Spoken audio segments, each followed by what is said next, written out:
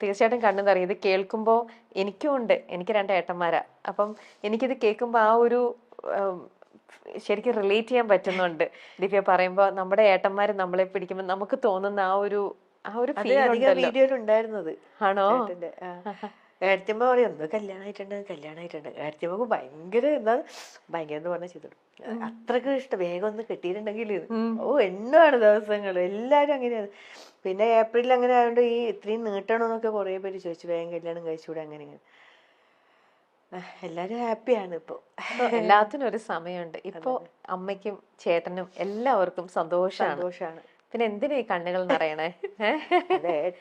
അതെ, എന്നാലും നമുക്കത് പറയുമ്പോൾ അറിയാണ്ടൊരു ഇമോഷണൽ, നമുക്ക് ആ ഒരു ഇമോഷനിൽ വന്നു പോണ ഒരു ഇതാണല്ലേ.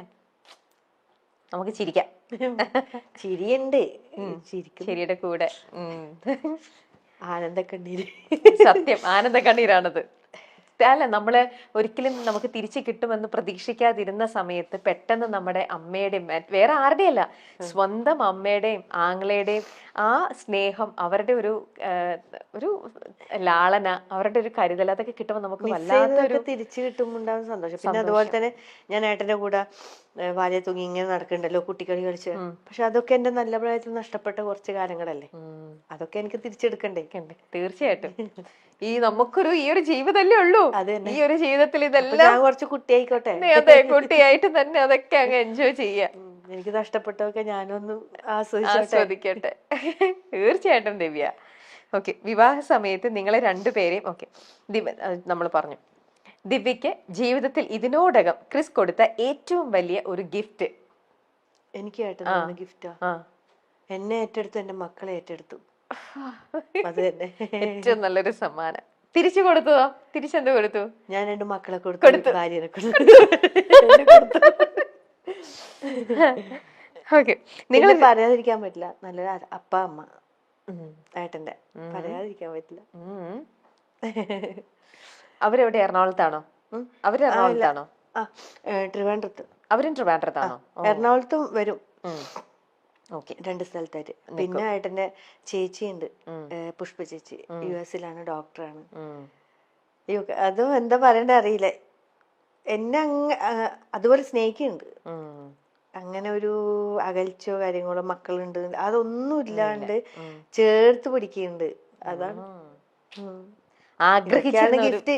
അതെ, ആഗ്രഹിച്ച ഒരു ലൈഫ് ആണ് ദിവ്യക്ക് ഇപ്പൊ കിട്ടിയത്. ചിലവര് പറയില്ലേ, മക്കളുണ്ടെങ്കിൽ ചിലവര് മക്കളെ വേണ്ട, നീ മാത്രം മതി എന്ന് അങ്ങനെ നോക്കുന്ന ഇഷ്ടംപോലെ ആൾക്കാരുണ്ട്. ഞാൻ എന്റെ തന്നെ അറിവിൽ എന്റെ ഫ്രണ്ട്സൊക്കെ ഇങ്ങനെ അനുഭവം ഉണ്ടായിട്ടുണ്ട്. അപ്പൊ അവര് പറഞ്ഞിട്ടുണ്ട്, മക്കളെ വേറെ അവരെ വീട്ടിൽ നിർത്തിയിട്ട് അവള് അവന്റെ കൂടെ വേറെ പോയി, അങ്ങനത്തെ ഒക്കെ അവസ്ഥയുണ്ട്.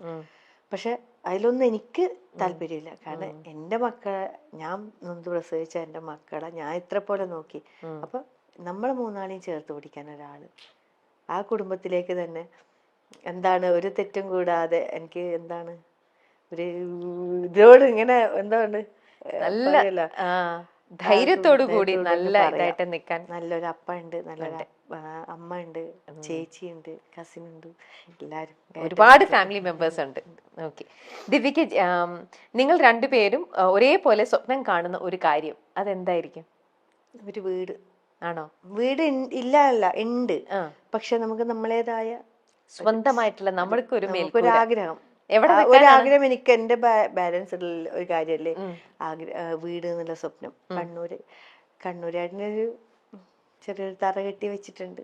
അതായിന്നൊക്കെയാണ് ന്യൂസിൽ വന്നത്.